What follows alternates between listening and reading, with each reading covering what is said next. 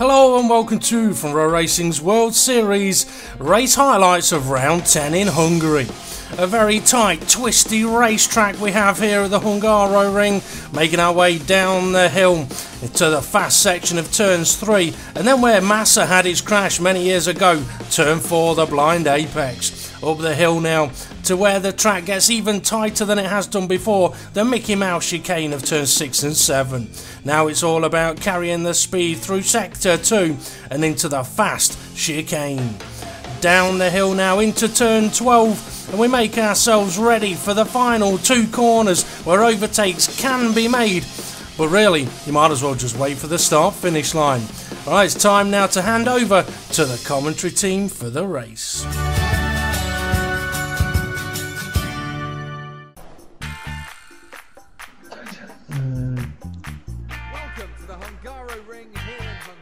There's information on F1 2016 by another one, but I'll be back till later.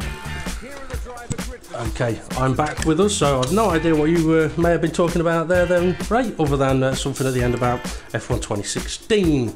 I don't think we'll hear too much information about F1 2016, because I know Codemasters in the past have not been huge fans of releasing too much information. Do you think they'll go to the same qualified? I think they possibly will, although they may have to change it. Okay, we've got 20 seconds, and I tell you what, Ray, those skies are looking very, very gloomy. And we actually, or at least I didn't, have a look at what the weather conditions were while we were in the pit lane. But this is looking gloomy enough to possibly rain. I would get my rain down, so hopefully. Well, hopefully it won't rain too much. Okay, we're on 2 lights, 3 lights, 4 lights, 5 lights. It's time to go racing. Away they go then, heading down into turn 1. And hopefully they'll all get through there nice and clean. We'll head off down to that part of the track. Oh, we've got a Red Bull lagging all over the place. I think that's Adam 4600. I could be wrong. Oh, we've got collision on the exit of turn 2. We've got a Mercedes. Rickster. It is. Acorn.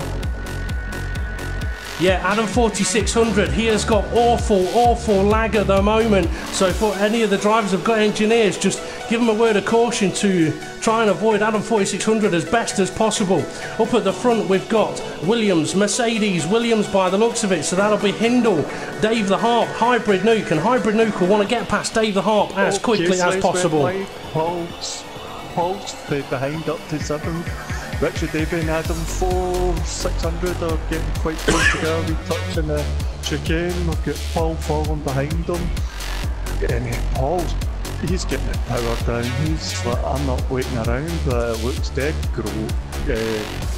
as if it's going to rain.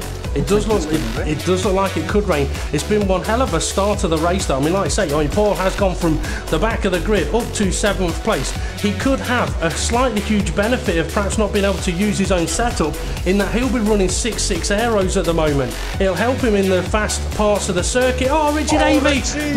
There's a spin. He doesn't want to end up in the pit lane there. But Case Lay has gone for the pit lane. Front Row Racing NW has continued on. I'm not sure if that was collision with Adam 4600 there, but Hybrid Nuke, he's now got himself up to 2nd place. I was about to go and have a look at that as I saw Richie ending up sliding and facing the wrong direction. Ray, do you want to have a look at Caseley in the pit lane, see if he's repairing any possible damage? That could be why he was left. Okay. He just left. Well, that could be why he perhaps had to make that early pit stop. Okay, so we've got Hindle, Hybrid Nuke, Dave the Harp. Then we've got Charlie. Charlie's riding up in 4th place. Who was that at 69? Yep. That was a bad crash. Looks like that was a big one up at turn 4. Did you happen to see what happened there, Ray? I just think, I can't remember who was it. Ant was in the back. Oh, Acorn's just smacked his car into the wall. Okay, so Acorn's race is over then, and Ant69 may have to pit for repairs as Rickster going for a move on Front Racing GP. Front Racing GP did say yesterday he's not a big fan of that particular corner, and being on the prime tyres, he's kind of let Rickster through there. Okay, up at the front, what have we got? Hindle, Hybrid Nuke, trying to open up a little bit of a gap, but Taters going for a move in to turn one over Adam 4600. He's left him plenty of space. Adam's still ahead. He's going to go for the switchback, is he? Oh, he's tried it. He tried it. He's still on though. Although going around the outside through turn 3, not an easy one to do. But he'll have a faster run up to turn 4. But turn 4 is not really a place where you want to overtake. Nicely done. Oh, but he's ran a little bit wide now, and 4600 comes sneaking back through. And that's one of the reasons why in the Steward's Guide that corner's given us a lenient exit. He has, but yeah, he's given us a lenient exit to try and help aid any potential chances of overtaking around that corner. But that has allowed the Ferrari from a Racing GP and Rickster in the McLaren to try and close up that gap a little bit.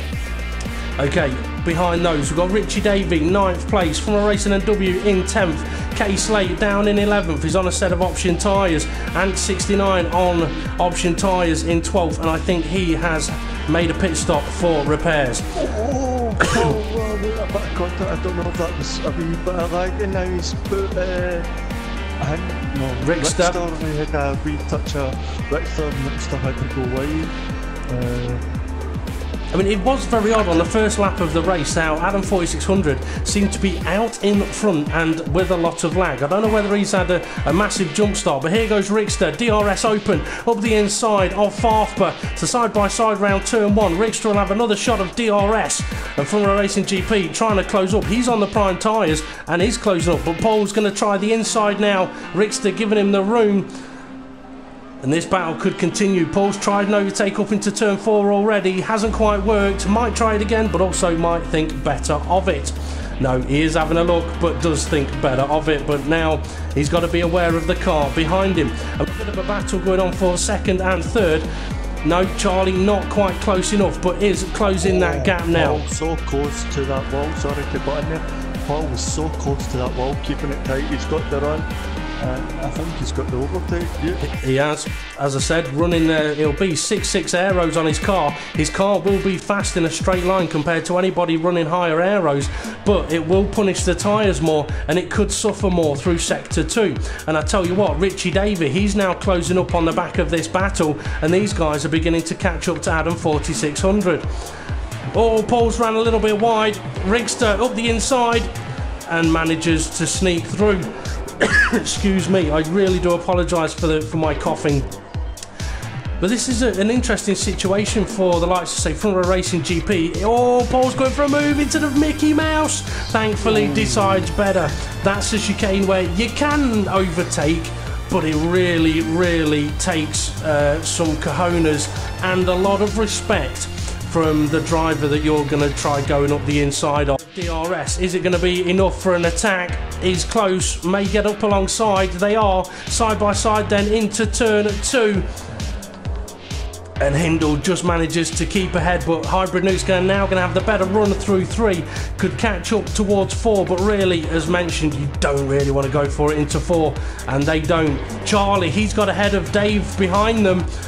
So Charlie is now up to 3rd place as they go through turn 4. Okay, what have you got your... Paul again. Paul's going round the outside. No, you don't want to do that. He's managed to make it work though. What a move. Now that's what I'm on about. Oh, and here comes GP, but that's what I'm on about, where you need cojones and respect from the other driver. That's what makes for fantastic racing and for fantastic overtakes. As they used to say in the olden days, it takes 2 to tango. It takes 2 to make for brilliant overtakes. Adam, no, I think he's backed out to it there. Oh, he's going to go for it now though. Adams ran a little bit wide. Farfba makes the move and needed to really. Now he needs to try and get ahead if he can and really open up that gap, because this is becoming one hell of a bit of a battle here. For a Racing GP and Hybrid Nuke, they need all of the cars ahead of them to pit. Yeah, Rickster's pitting. You keep an eye on him, Ray. See what tyres he goes for. I'm surprised that Adam 4600 perhaps didn't pit there. Richie's in the pits as well.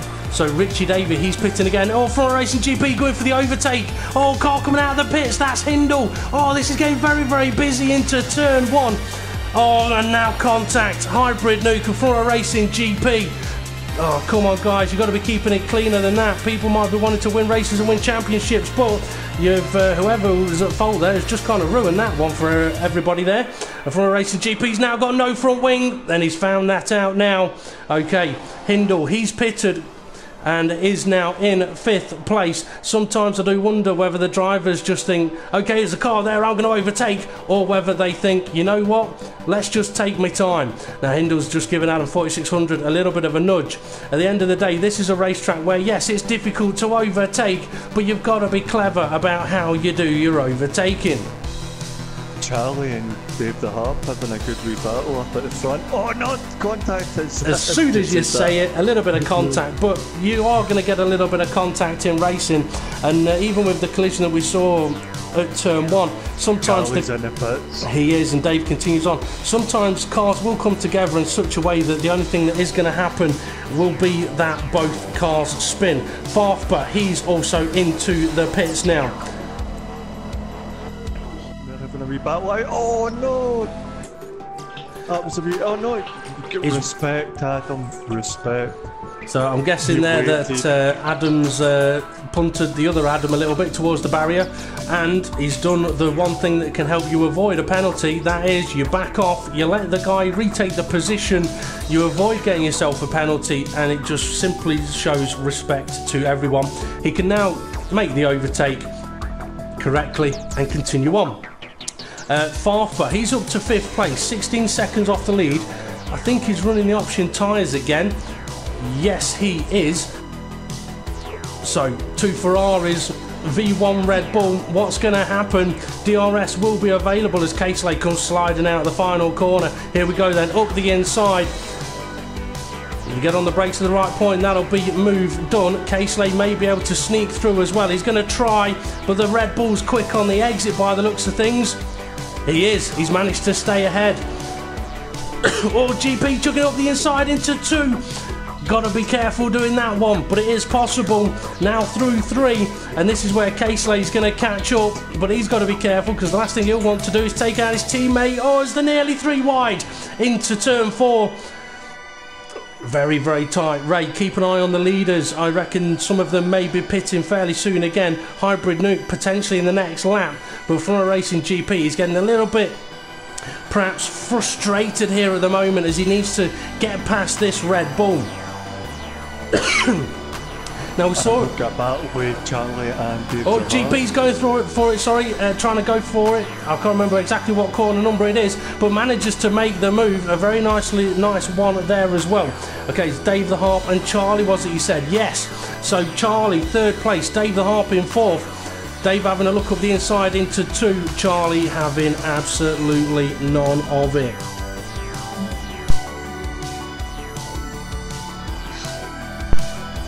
And Hybrid Nuke, he's cut it down to 5 seconds, 5.6 seconds. If Hybrid Nuke's on 5.6 seconds, that means he's losing time. Last I looked, he was 4 seconds behind. It was Charlie who was about 7 seconds behind. He's right behind Rickster. He's coming out the pits there now. So Dave the Harp. Okay, Hybrid Nuke, he's made the pass on Rickster. So Hindle's already round turn 1. And I tell you what, Dave the Harp's going to come out right into a bit of a battle here, but Charlie has stayed ahead of him. Get Richard Davey in the mix here. Yeah, Rickster and Hybrid quite close. Well, Hybrid has just got ahead of him down into turn 1. Hybrid Nuke with options that are only about a lap old. Hindle, what tyres is he on? He's on options, and he is still leading this race. Oh, Rickster! Oh, Rickster, Richie and Farfba. Richie Davey going for a DRS overtake on Paul down the straight as Rickster come out of the pits. That was very, very close, and also very, very close to us missing it. But what we've got now, Rickster. Breathe in, hold your breath, get ready, because it could end up in a mess. I mean, you've got Richie on the option tyres, Paul on the primes, Rickster on the option tyres, and if you are on those options, you want to get past as you can. Well, Paul has gone wide, now he's caught the back of Rickster, and now he has spun himself. Oh dear, not good for Paul. If I was Paul, I'd probably head back to the pit lane, put a new set of tyres on. Casey not too far behind in 9th, out of 4600. No, Charlie! Oh dear. Dave, go, Dave the Harp, go if you can hear us. Just keep going, he's disqualified. Dave the Harp's got no front wing. I'm wondering if there was a collision between the two of them that has led to that disqualification, or whether it happened afterwards. But Charlie has been disqualified by the clerk of the course. Dave the Harp's on his way into the pits with a damaged front wing. Richie Davey is now coming around the final corner in 3rd place with his nemesis Rickster now in 4th place. Oh dear. Is really going to benefit him too much now. Richie Davey going to get a slipstream on Rickster as he can get it. Rickster never went defensive and just let Richie Davey take the inside line. Yeah, he's got to hang it out the outside. He kind of left the door wide open for him, and if you leave the door open for Richie, he will go into it, but Rickster is trying to sneak through. Now we can perhaps go for a switchback. No, they both run a little bit wide through the corner. I mean, turns 2 and 3 here are very interesting corners. There's a few different lines you can use through them. Some are good for defending, some are really good for attacking. If you get it right, you get it really right. If you get it wrong, you get it really wrong. But that puts Richie Davey up into 3rd place. I think I don't think he's going to hold it. Well, I don't think Rickster's going to want to allow him to keep it, let's put it that way. And he's going for it up into turn 12. Rickster up the inside manages to get through, but he's only going to go and give Richie Davey DRS now as Hybrid Nuke posts a new fastest lap of the race. Richie's in the pits. He's in the pits. He don't know what to do there. Quite possibly. Perhaps he did. Oh, I bet he had to sort out his tyre choice. All depends on his run, his exit. He's there. He's just about up alongside, and with the fresher tyres, able to brake that a little bit later, manages to get that move done. Now needs to get on with it and go and catch up to that Sauber ahead of him. For a Racing GP, he's not that far behind these guys. With those option tyres on, he may be able to catch up to Dave the Harp, and he's pulling along Casey and Farfber with him. Hindle up at the front though, he's looking fairly comfortable. He'll be going to the end on this current set of tyres. I mean, he said before the race, Ray, that he wanted to dominate this one, and it's kind of looking that it's gone that way. Although with Hybrid Nuke having the collision in the early stages, Hybrid Nuke may feel that it's been a little bit too easy for Hindle here. It could have been very different had he not had the traffic and the collision. Easy, unless he goes for the switchback, which I don't think he's going to be able to do. No, he's not. It's all the way around the outside. Second burst of DRS now. Line. Yeah, he has. He's got the inside line for turn 2. Side by side they go then, but now Richie's going to have the inside line for turn 3. No, he's not, because Rickster is ahead. So, move done, but I doubt very much that this battle is over. On the final lap of the race for him, after the first stint, it's been looking fairly comfortable. Said he wanted to dominate, and so far it looks like he's done exactly that. So, only... Yeah, they have fuel saying the revised regulation for 2016 states drivers must make every reasonable effort to stay within the track limits and must have a justifiable reason for going off track. Yeah, that is true. Okay, hang on, sorry, Ray, hang on. Hindle is about to cross the line to take victory here in Hungary. A fantastic result for him. Not his first win of the season, but one that will be seen as very important. Hybrid Nuke crossing the line in second place. Rickster, third place on the day for him. Richie Davey takes fourth. Dave the Harpy's still in fifth, but those Ferraris are very, very close. They may even change position. Yeah, they have. GP, is he out of fuel? Or has he just let his teammate... I wouldn't have thought he'd let his teammate through there, but they were side by side. So we do have Hindle on pole position on the top step of the podium. Hybrid Nuke in second, and by the looks of it, Rickster in third. A very worthy podium, you'd have to say there. Another fantastic win and maximum points for the Victorious Secret Williams Racing. And also a driver on the podium, Rickster, who will feel that in previous events he should have been up there more often, but today he's really had to fight for it. As we can see, only 3 penalties given out, although we did see a driver disqualified, but see how close it was, sort of 3rd, 4th, 5th, 6th, 7th, very, very close. Richie Davey had a couple of penalties, that's what's put him closer to the clutches of Dave the Harp.